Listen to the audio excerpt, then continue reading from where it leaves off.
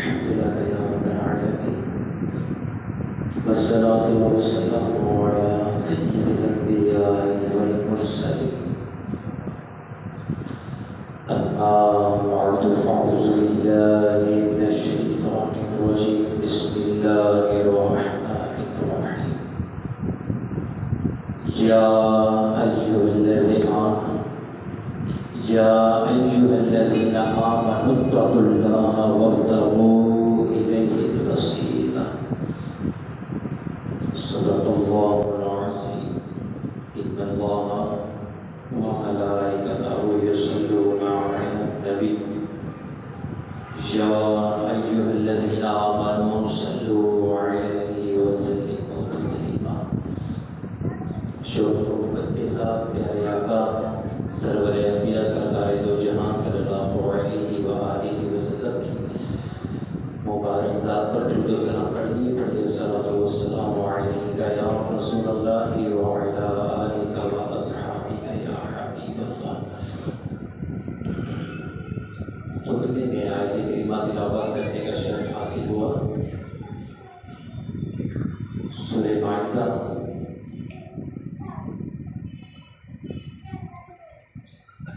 کی آیت کریمہ ہے اور 10واں رکوع ہے، آیت نمبر 35 کا کچھ حصہ ہے۔ یا ایھا الذین آمنوا اتقوا اللہ وابتغوا الیہ الوسیلہ۔ میرا رب ارشاد فرماتا ہے کہ اے ایمان والو دو کام کرو۔ پہلا یہ کہ اللہ تعالیٰ سے ڈرو، اتقوا اللہ، اللہ تعالیٰ سے ڈرو۔ دوسری بات فرمائیں وابتغوا الیہ الوسیلہ، اللہ پاک کی طرف کوئی ذریعہ تلاش کرو، کوئی وسیلہ تلاش کرو۔ ٹھیک ہے، دو باتیں ارشاد فرما دی۔ پہلے فرما دیا کہ اللہ تعالیٰ سے ڈرو، اور پھر ارشاد فرما دیا کہ اللہ پاک کی طرف کوئی وسیلہ تلاش کرو۔ سوال پیدا ہو جاتا ہے کہ اللہ پاک کی طرف وسیلہ تلاش کرنے کی کیا مراد ہے؟ یعنی ہم کسی وسیلہ تلاش کریں، کس چیز کو ہم وسیلہ بنائیں؟ کیا ہم حضرت آدم علیہ السلام کو وسیلہ بنائیں، یا ان کے علاوہ کسی اور نبی کو وسیلہ بنائیں، یا اس کے علاوہ آقا علیہ السلام کو وسیلہ بنائیں، یا کسی عالم دین کو، یا کسی صوفی زادے کو، یا کسی بادشاہ کو وسیلہ بنائیں، یا پھر کسی فقی آدمی کو، کسی مفسر کو، کسی محدث کو وسیلہ بنائیں۔ یہ تمام باتوں کو لے کر کے ایک سوال بنتا ہے، وسیلہ بنایا جائے تو بنایا کس کو جائے؟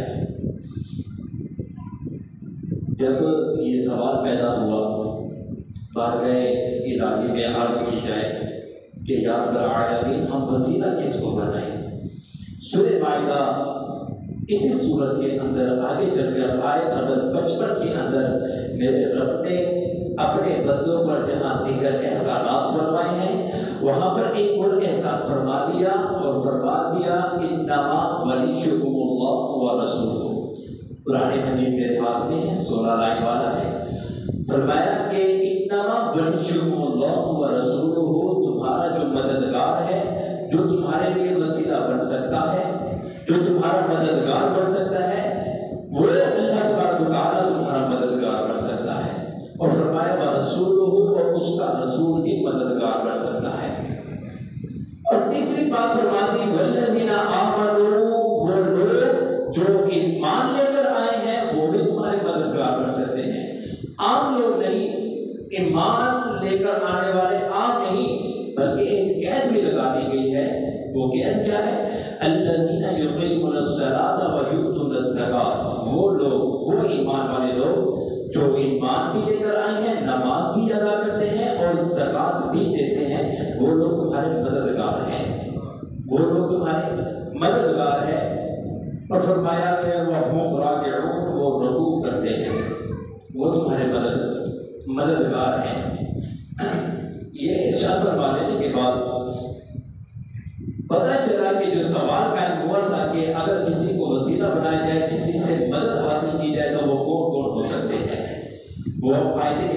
माइदा आयत नंबर 55 के अंदर मैंने आप लोगों को बता दिया कि अल्लाह और उसका रसूल भी मददगार कर सकते हैं। वो मुसलमान जो नमाजें कायम करते हैं और ज़कातें देते हैं और रकू करने वालों के साथ रकू करते हैं, वो लोग भी मददगार कर सकते हैं। अब दो तरह की फहरिस्त हो जाती है। पहली फहरिस्त ये कि वो लोग, कुछ लोग ऐसे हैं जो कि वसीले को बिल्कुल मानते ही नहीं है, असलन वसीले के कायल नहीं है। असलन कहते हैं अल्लाह के सिवा किसी को ना मानो, जो मांगना है फकत अल्लाह से मांगो, अगर किसी और से मांगोगे तो शिर्क हो जाएगा। एक फहरिस्त तो उन लोगों की हो जाती है। इसी फहरिस्त की एक और शाख है, वो वसीले को तो मानते हैं लेकिन कहते हैं सिर्फ नबियों से मांगो। कोई वली कोई औकात नहीं रखता, किसी वली की कोई अहमियत नहीं है, किसी आलिम दीन की कोई अहमियत नहीं है, कोई मुत्तकी परहेजगार आबिद जाहिद कोई आदमी है, उसकी कोई अहमियत, कोई वैल्यू, कोई औकात नहीं है। अगर मांगना है तो अल्लाह से मांगो या अल्लाह के रसूल से मांगो। ये दूसरी कैटेगरी हो जाती है, ये भी इसी के अंदर शामिल हो जाती है। और कुरान मजीद सूरह माइदा आयत नंबर 55 के तहत वो साइड पे हो जाते हैं। और तीसरी कैटेगरी और असूल के मुताबिक दूसरी कैटेगरी वो है जो अल्लाह ताला को अपना वली मानते हैं, अल्लाह पाक को अपना मददगार मानते हैं, हकीकी देने वाला तो ताला ही है। अगर किसी नबी से कुछ मिल जाता है, अगर किसी बादशाह से कुछ मिल जाता है, अगर किसी वली से कुछ मिल जाता है और अगर किसी आदमी से कुछ मिल जाता है, वो रब ताला की हकीकी अता होती है और ज़िम्मनत अता इस आदमी की हो जाती है, इस वसीले की हो जाती है। ये दूसरी कैटेगरी है। अब दो शाखें बन जाती है, एक रहमान वाले हैं और एक कुरान मजीद का इनकार करने वाले, आम अल्फाजों में समझे जाए तो शैतान वाले हैं। दो कैटेगरी बन गई। पहले रहमान वाले, वो जो इन्नमा वलियुल्लाहु व रसूलुहु के तहत आ जाते हैं, और दूसरी कैटेगरी वो जो कि वसीला का इनकार करने वाले हैं, वो ऐसी कैटेगरी है जो कि शैतानी कैटेगरी है। अब मैं आप लोगों के सामने बिल्कुल रोज़े रोशन की तरह बात सामने करने वाला हूँ, तवज्जो से समाप्त फरमाइएगा। पहली जो कैटेगरी है ना रहमान वाली, इसमें पहले फर्क कौन थे? रास्ता आप लोगों ने खुद चुनना होगा, रहमान वाले रास्ते पे जाना है या शैतान वाले रास्ते पे जाना है, वसीले को मानने वाले रास्ते पे जाना है या वसीले का इनकार करने वाले रास्ते पर जाना है। रास्ते मैंने दो आप लोगों के सामने रख दिए हैं। पहला रास्ता रहमान वाला, सबसे पहले इस रास्ते पर कौन चला? वो थे जद्दे आज़म हजरत आदम सफीउल्लाह अलैहिस्सलाम। सबसे पहले इस रास्ते पर चलने वाले, वसीले को मानने वाले, हजरत आदम अलैहिस्सलाम को जब रब तआला ने जन्नत से जमीन पर उतार दिया था, हजरत आदम अलैहिस्सलाम एक तवील अरसे तक हजरत आदम अलैहिस्सलाम रब ताला की बारगाह में रोते रहे, यहाँ तक कि आपकी जो मकबूलियत थी वो कबूल ना हो सकी।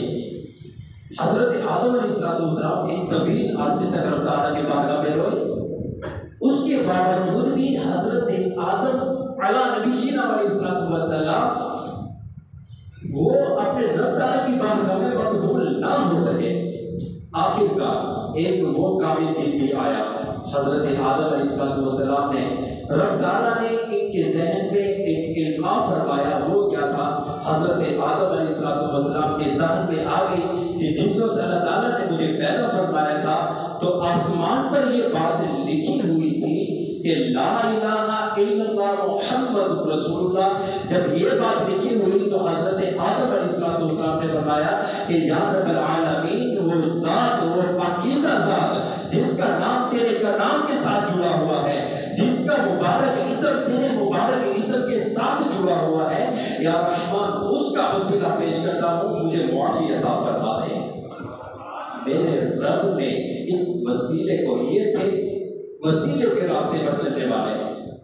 अगर असूल के मुताबिक देखा जाए जो मैंने किस्में बयान की है, उन दो किस्मों में रहमानी तरीके पर चलने वाले हजरत आदम अलैहिस्सलाम पहले फर्द, हजरत आदम अलैहिस्सलाम रब ताला की बारगाह में जब हजरत मोहम्मद मुस्तफ़ा का वसीला पेश करते हैं, इनकी मकबूलियत हो जाती है, तो मेरे रब को اگرچہ سب کچھ معلوم تھا، لیکن چونکہ شان محبوبیت بیان کرنی تھی، چونکہ آقا علیہ السلام کی عظمت کو بیان کرنا تھا، آقا علیہ السلام کی شان کو لوگوں کے سامنے رکھنا تھا، میرے رب نے حضرت آدم علیہ السلام سے ارشاد فرمایا کہ اے آدم تجھے کیسے پتہ چلا کہ اتنا بڑا اتنا اعلیٰ کوالٹی کا وسیلہ اللہ تعالیٰ کی بارگاہ میں پیش کروں تاکہ میری مقبولیت ہو جائے، تاکہ مجھے معافی مل جائے؟ جب یہ بات میرے رب نے ارشاد فرمائی، اگرچہ میرا رب جانتا تھا لیکن لوگوں کے سامنے آقا علیہ السلام کی ایک عظمت بیان کرنی تھی، ایک درجہ ایک عہدہ بیان کرنا تھا، تو میرے رب نے جب یہ ارشاد فرما دیا تو حضرت آدم علیہ السلام جواب میں عرض کرتے ہیں، یا رب العالمین جس وقت تو نے مجھے پیدا فرمایا تھا تو میں نے دیکھا کہ عرش کے پایوں کے تلے یہ نام لکھا ہوا ہے، لا الہ الا اللہ محمد رسول اللہ۔ جب یہ نام میں نے پڑھا تو میں سمجھ گیا کہ یہ محمد جو بھی بندہ ہے، یہ جو بھی ذات ہے، یہ جیسی بھی شخصیت ہے، یہ ایسی اعلیٰ شخصیت ہے کہ جس کا نام رب تعالیٰ کے نام کے ساتھ جڑ گیا ہے۔ فرمایا کہ میں سمجھ گیا کہ یہ ایسی ہستی ہے جو رب تعالیٰ کے نزدیک تمام مخلوق کے اندر سب سے زیادہ محبوب ترین ہستی ہے۔ فرمایا جب میں یہ سمجھ گیا میں نے سوچا اس سے بہتر وسیلہ اور کیا ہو سکتا ہے؟ فرمایا جب میں نے یہ وسیلہ پیش کیا تو میری مغفرت کر دی گئی۔ فرمایا جب یہ وسیلہ پیش ہوا، آقا علیہ السلام کا وسیلہ جب رب تعالیٰ کی بارگاہ میں حضرت آدم علیہ نبینا علیہ السلام نے پیش کیا تو آپ کی معافی ہو گئی۔ یہ تھے رحمان والے، پہلا درجہ رحمان والوں کا، دوسرا درجہ شیطان والوں کا جو کہ انکار وسیلہ ہے، وسیلے کا انکار کرنے والے ہیں، کہتے ہیں جو مانگنا ہے اللہ سے مانگو، اللہ کی مانگو، اللہ کی مانگو، اللہ سے مانگو، اللہ کے سوا کسی سے نہ مانگو۔ اگر کسی ولی کی دربار پہ جائیں گے تو شرک ہو جائے گا، اگر کسی نبی کی دربار پہ بھی جائیں گے تو شرک ہو جائے گا، اور اگر کسی عالم کی دربار پر چلے جاتے ہیں، کوئی پامر عالم دین ہے اس کی دربار پر چلے جاتے ہیں تو شرک ہو جائے گا۔ جو مانگنا ہے اللہ سے مانگو۔ یہاں پر میں آپ لوگوں کو ایک اور حدیث مبارکہ سناتا ہوں، میرے آقا علیہ السلام کا مبارک فرمان ہے۔ میرے آقا صلی اللہ علیہ وآلہ وسلم کے بہت ہی عظیم صحابی حضرت فاروق اعظم، مسلمانوں کے دوسرے خلیفہ حضرت فاروق اعظم رضی اللہ تعالیٰ عنہ فرماتے ہیں کہ جب نبی کریم علیہ السلام دنیا سے ظاہری پردہ فرما گئے نا، یہ دلیل بن جاتی ہے درباروں میں حاضری دینے کی۔ دربار پر کسی ولی کامل کی دربار پر بندہ جاتا ہے، وہاں پر حاضری دیتا ہے، رب تعالیٰ کے حضور اس ولی کامل کا وسیلہ پیش کر کے رب تعالیٰ سے دعا مانگتا ہے، رب تعالیٰ اس ولی کامل کے صدقے میں سب کچھ عطا فرما دیتا ہے۔ اس کی مثال میں آپ لوگوں کو سنا دیتا ہوں، اس کی مثال سنیے حضرت بابا فرید گنج شکر رحمۃ اللہ علیہ سے، کہ جب انہوں نے حضرت داتا علی حجویری رحمۃ اللہ علیہ کی دربار پر لاہور میں حاضری دی تھی، 40 دن کا قیام فرمایا تھا حضرت داتا بخش شکر رحمۃ اللہ علیہ نے۔ حضرت حضرت معین الدین چشتی رحمۃ اللہ علیہ نے جس وقت حضرت داتا علی حجویری رحمۃ اللہ علیہ کی دربار پر 40 دن کا قیام کیا، 40 دن کا چلا کیا، تو نتیجہ یہ نکلا ان کی ولایت اتنی اعلیٰ کوالٹی کی ہو گئی تھی کہ لوگ آج بھی انہیں فرید الدین گنج شکر رحمۃ اللہ علیہ کے نام سے جانتے ہیں۔ اور پاک پتر شریف اگر مشہور ہے تو انہی ولی کامل کی وجہ سے زیادہ مشہور ہے۔ تو میں عرض کر رہا تھا کہ جب بندہ وسیلہ بناتا ہے کسی کو تو رب تعالیٰ اسے عطا فرماتا ہے۔ تو حضرت عمر فاروق اعظم رضی اللہ تعالیٰ عنہ جس وقت آپ کا دور خلافت چل رہا تھا تو ایک صحابی نبی کریم علیہ السلام کی بارگاہ میں حاضر ہوئے، آقا علیہ السلام کے مبارک مزار مبارک روزے پر حاضر ہوئے۔ یہاں پر وہ لوگ توجہ فرمائیں جو کہ مدینہ شریف جانے کے بعد روزہ انور کی طرف رخ کر کے ہاتھ باندھ کر التجا نہیں کرنے دیتے۔ ایسے ظالم لوگ آ گئے ہیں، ایسے ظالم قسم کے لوگ آ گئے ہیں کہ اگر کوئی خرچہ کر کے اور آقا علیہ السلام کی محبت کے اندر مدینہ شریف پہنچ بھی جاتا ہے تو اتنے بے ادب اور گستاخ قسم کے لوگ ہیں کہ نبی کریم علیہ السلام کی مبارک روزہ انور کے سامنے سے کہتے ہیں یہاں پیٹ کر کے کھڑے ہو جاؤ اور جو کعبہ شریف ہے اس کی طرف منہ کر کے کھڑے ہو جاؤ۔ ایسے گستاخ ترین بندے۔ ایک عام سی مثال آپ لوگوں کے سامنے رکھتا ہوں، قرآن مجید، عام سی مثال۔ ایک عام عقل رکھنے والا آدمی، عقل رکھنے والا، بے عقل کی بات نہیں کروں گا، عقل رکھنے والا آدمی جو ہے عام ہے، علم نہیں ہے اس کے پاس، عقل ضرور ہے، سوچتا سمجھتا ہے بندہ، ایسا آدمی قرآن مجید کی پیٹھ نہیں کرے گا، قرآن مجید کی پیٹھ ہرگز نہیں کرے گا۔ ایسا آدمی قرآن مجید کی طرف سے جائے گا تو یوں اپنا رخ کا قرآن مجید کی طرف کر کے ہاتھ باندھ کے پیچھے ہٹے گا، ایسا باادب آدمی ہوگا۔ اور مجھے بتائیے یہ قرآن مجید کی یہ شان ہے کہ کوئی پیٹھ نہیں کر سکتا، تو اس ذات کی کیا شان ہوگی جس پر یہ قرآن مجید مکمل نازل ہوا ہے، اس ذات کی کیا شان ہوگی۔ وہ لوگ بھی یہاں پر توجہ فرمائیں کہ جو آقا علیہ السلام کے مبارک روزے کے سامنے استغاثہ اور مدد طلب نہیں کرنے دیتے۔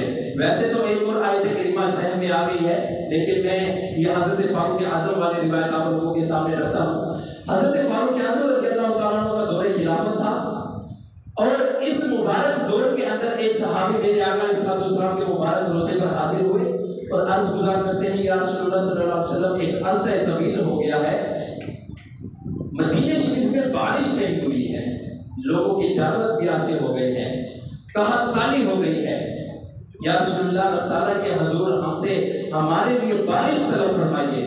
یہ مزار میں میرے آقا علیہ السلام جلوہ فرما ہے، آقا علیہ السلام کے مبارک وصال کے بعد کی بات میں آپ لوگوں کو عرض کر رہا ہوں۔ جب اس صحابی کا آقا علیہ السلام سے استغاثہ ہو گیا، مدد طلب ہو گئی، ایک وسیلہ بنانا ہو گیا، تو یہ صحابی واپس چلے گئے گھر جا کر جب رات کو آرام کرنے لگتے ہیں تو اس وقت میرے آقا علیہ السلام ان کے خواب میں تشریف لے آتے ہیں اور اپنی زیارت سے مشرف فرماتے ہیں، اور زیارت سے مشرف فرمانے کے بعد فرماتے ہیں کہ حضرت فاروق اعظم کو میرا سلام دیجیے گا۔ کیوں؟ کیونکہ دور خلافت فاروق اعظم رضی اللہ تعالیٰ عنہ کا چل رہا تھا، دور خلافت فاروق اعظم رضی اللہ تعالیٰ عنہ کا چل رہا تھا۔ میرے آقا صلی اللہ علیہ وسلم ارشاد فرماتے ہیں کہ فاروق اعظم کو میرا سلام دیجیے گا۔ یہاں پر وہ لوگ توجہ فرمائیں جو کہ رافضیت ناصبیت سے تعلق رکھتے ہیں، ایسے لوگ یہاں پر توجہ فرمائیں جو کہ صحابہ کرام کو برا بھلا کہنے والے ہیں۔ کچھ صحابہ کرام کی شان بیان کرتے ہیں تو اہل بیت کی گستاخیاں شروع کر دیتے ہیں، کچھ اہل بیت کی شان تو بیان کرتے ہیں لیکن صدیق اکبر، حضرت فاروق اعظم، حضرت عثمان غنی، حضرت مولا علی، حضرت امیر معاویہ اور دیگر صحابہ کرام کو برا بھلا کہنے لگتے ہیں۔ وہ لوگ یہاں پر توجہ فرمائیں، یہ وہ خلافت ہے فاروق اعظم رضی اللہ تعالیٰ عنہ کی کہ جسے میرے آقا علیہ السلام سلام ارشاد فرماتے ہیں۔ فرمایا کہ فاروق اعظم کو میرا سلام دیجیے گا۔ روایت کے الفاظ تفسیر روح البیان کے اندر یہ روایت مکمل ذکر فرمائی گئی ہے۔ فرمایا کہ فاروق اعظم کو میرا سلام دیجیے گا اور انہیں خوشخبری سنائیے گا کہ کل مدینہ شریف سے بارش شروع ہو جانی ہے۔ کیا فرمایا؟ کل مدینہ شریف میں بارش شروع ہو جانی ہے۔ سلام بھی ارشاد فرما دیا، بارش کی بشارت بھی سنا دی۔ کیوں؟ میرے آقا علیہ السلام اگرچہ وصال فرما گئے ہیں لیکن امت کی ابھی بھی حاجت روائی فرماتے ہیں، ابھی بھی امت کی مدد فرماتے ہیں۔ کیوں؟ میرے رب نے قرآن مجید میں سورہ مائدہ کی آیت پر 55 میں فیصلہ فرما دیا تھا، انما ولیکم اللہ ورسولہ، تمہارا مددگار اللہ بھی ہے اور اس کا رسول بھی ہے صلی اللہ علیہ وآلہ وسلم۔ اللہ پاک سے دعا ہے کہ ہم نے جو کچھ سنا اسے یاد رکھنے، دوسروں تک پہنچانے، اس پر عمل کرنے کی توفیق عطا فرمائے۔ آمین بجنت نبی آمین صلی اللہ علیہ وآلہ وسلم۔ جن حضرات نے سنت قبلیہ ادا نہیں فرمائی، ادا فرما لیں۔ امید کرتا ہوں آپ کو ہماری یہ ویڈیو بہت پسند آئے گی۔ ہمارے چینل کے اسٹوڈیو خالد کو سبسکرائب کریں اور بیل آئیکن گھنٹی والے بٹن کو دبانا نہ بھولیں تاکہ ہماری اچھی ویڈیو آپ تک بآسانی پہنچتی رہے۔ اگر ہماری یہ ویڈیو آپ کو اچھی لگے تو اپنے پیاروں کے ساتھ ضرور شیئر کیا کریں، ان کی صلاح بھی ہو اور ان کو ثواب بھی ملے جو روز قیامت آخرت میں کام آ سکے۔ شاید ہماری اس بیان سے کسی کی زندگی بن جائے تو اسے ضرور شیئر کیا کریں اپنے پیاروں کے ساتھ۔